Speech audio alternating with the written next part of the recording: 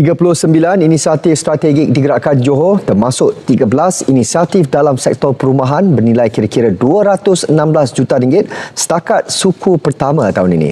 Exco Perumahan dan Kerajaan Tempatan Negeri Datuk Muhammad Jafni Mat Syukur berkata, ia melibatkan pembinaan dan pemilikan rumah mampu milik Johor RMMJ, Rumah Transit Bangsa Johor dan Rumah Kasih Johor. Sebanyak 2,071 unit RMMJ siap setakat Mac lalu, menjadikan jumlah keseluruhan 21,085 unit RMMJ telah dibina, iaitu 70% melebihi sasaran 30,000 unit RMMJ menjelang tahun 2026.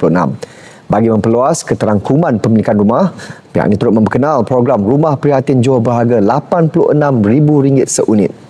Sebanyak RM39.15 juta juga dibelanjakan bagi 64 kerja baik pulih di 12 projek perumahan rakyat dan 7 rumah seri kenangan.